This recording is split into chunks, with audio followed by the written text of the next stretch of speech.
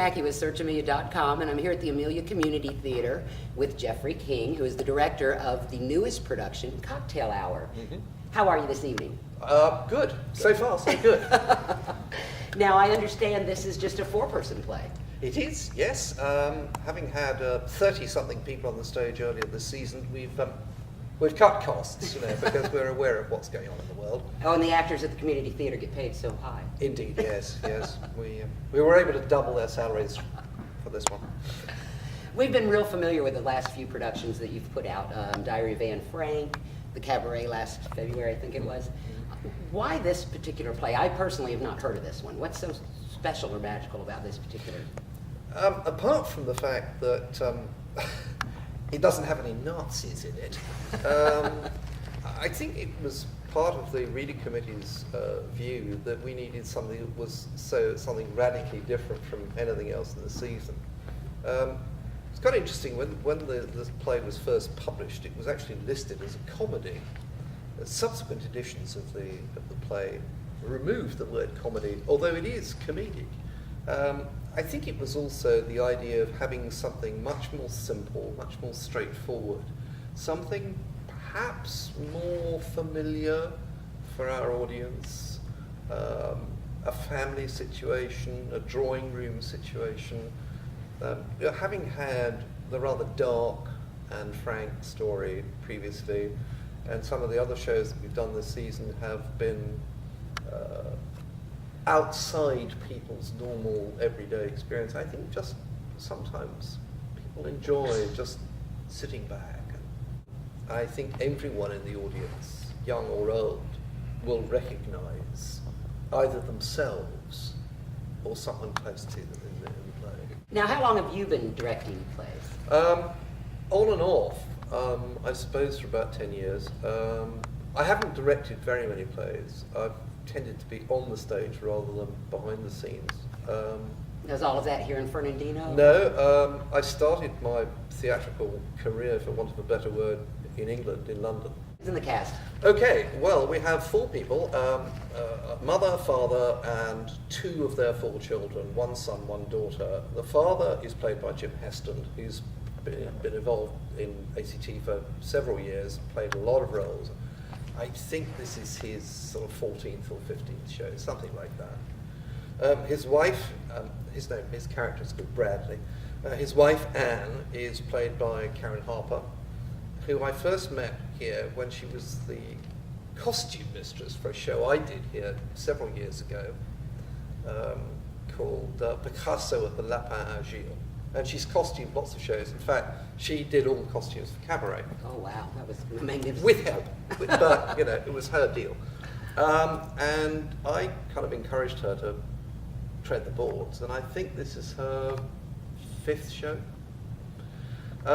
Their children, their grown-up children, are played by a real-life couple, who are not brother and sister, but are in fact rather more intimate than that. Their son, John, is played by Doug McDowell, who appeared in Anne Frank and also appeared in Cabaret. And his sister, Nina, is played by his, I think I can say, fiancée, Jackie Eaton, who in fact has done a lot of theatre on and off the island, both as a director, as an actor, and as far as ACT is concerned, most recently as the producer for Address Unknown and as the stage manager for Cabaret.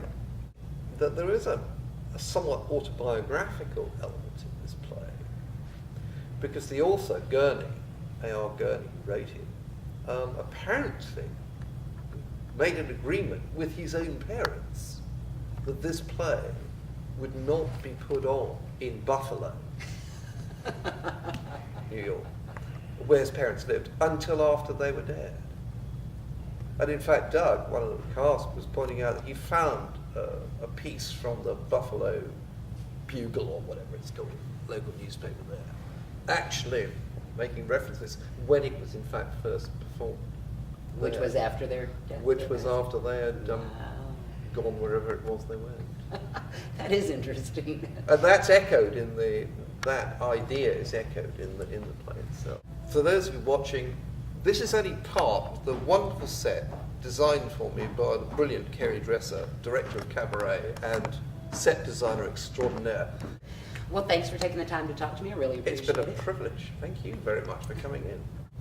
I'm here with Karen Harper, and she plays Anne, the mother, on the Cocktail Hour. How did you like this role? What made you want to do this? I love this role. She's an enigmatic character. There's a big question, did she or didn't she? Which people might find different answers to throughout the play.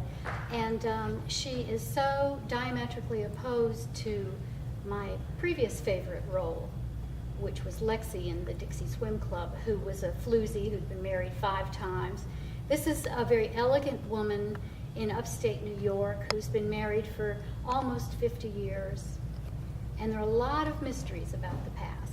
The mystery is whether what John, my son, has written in the play is based on real life or not. Now, how long have you been acting? Oh, I never thought I would be acting. I got involved in the theater about 6 years ago because I called up and volunteered to sew, because I love to sew. And so I immediately became the costume designer for the next play. And after about 3 years, the managing director asked me if I would audition for a role, and I thought, well, I can't do that. I don't act. I wouldn't. But, you know, you get the bug. I mean, it's fun. It's a lot of fun. So what's next for you? Any more roles you're eyeing for future productions? Well, next I'm doing the costumes for Into the Woods, which is our musical. We do one musical a year, and that will be a lot of fun because Into the Woods has kind of a fairy tale theme, and you've got Cinderella and the Evil Stepsisters and Red Riding Hood and Jack and the Beanstalk and all these people, but it's an adult twist based on the familiar nursery rhyme themes. So I suspect we're going to see a lot more of you on and off the stage. Well, I hope so. I hope so. I certainly enjoy it. Wonderful. Thank you, Karen. You're welcome.